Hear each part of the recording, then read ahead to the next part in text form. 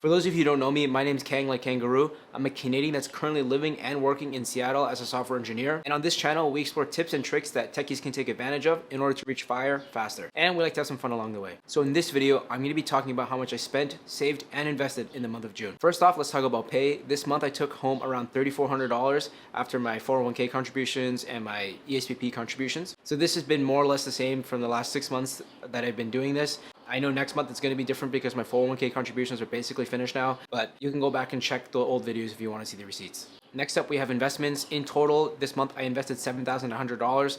$5,500 is into my 401k, $1,400 is into my ESPP, and the last $800 is into Bitcoin and Ethereum.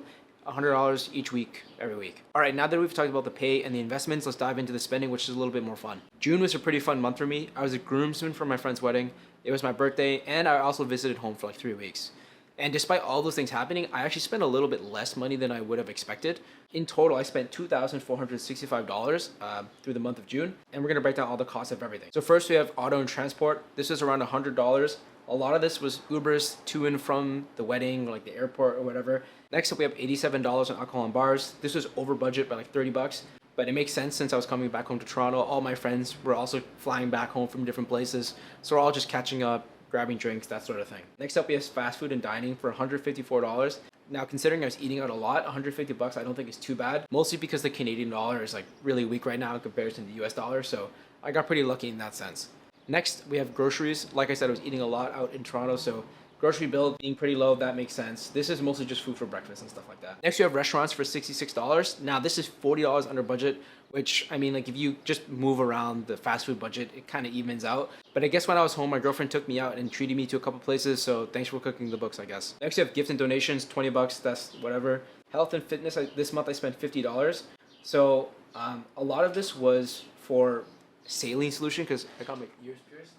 So I needed to get like that spray wash so that you can clean out your ears. I also sprained my foot pretty bad, so I've been wearing this brace that I had to Uber Eats deliver to my house for $30. That's a pretty bad sprain. Think like Kawhi Leonard, Zaza Pachulia. I'm probably going to be out for, I think, at least 2-3 weeks for playing basketball or any type of running like that. But what sucks is now that I'm 25 and with this ankle injury, I'm reaching my basketball prime and not getting anywhere closer to being in the NBA. So my window's closing. Next up, we have my mortgage and my rent. This month I paid $1,200 because electricity wasn't included yet. I don't know if you can see in the background, but my bed's not here. My bed frame, sorry. It's because I'm going to be moving at the end of July to a different spot.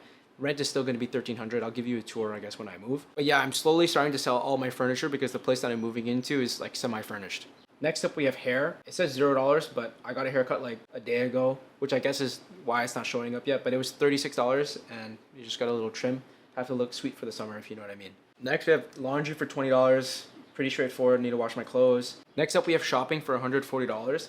I did some shopping in Canada and I mostly bought like bottoms. So I bought some shorts from Lululemon, which you must buy in Canada because it's a lot cheaper than it is in the US. And I bought a couple of pairs of pants from Abercrombie. Next up, we have travel. I spent $140 on a plane ticket to visit my friend in July in LA. And each month I somehow still manage to spend money on travel, even though I'm like, oh, I'm not going to be traveling every single month. But I somehow still end up spending 100, 200, 300 bucks on travel each month. I was also supposed to go to Victoria over like the 4th of July week, but I sprained my ankle. So I'm like, yeah, it's probably better off that I just let it rest and cancel it. But the ferry from Seattle to Victoria would have been 240 bucks.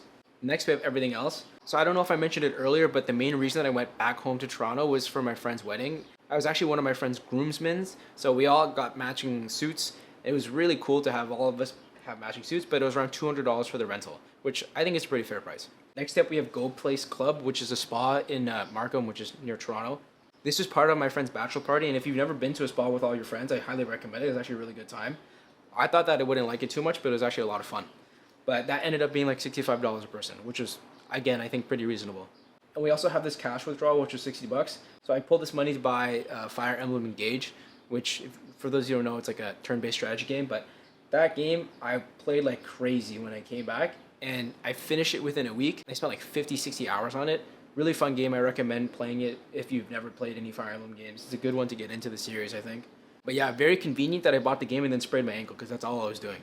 So that basically wraps up my spending for the month. Like I said a bit earlier, this is kind of low from what I was expecting. So this month in total, I spent $2,465. I guess plus the haircut, I guess you can bump that to $2,500.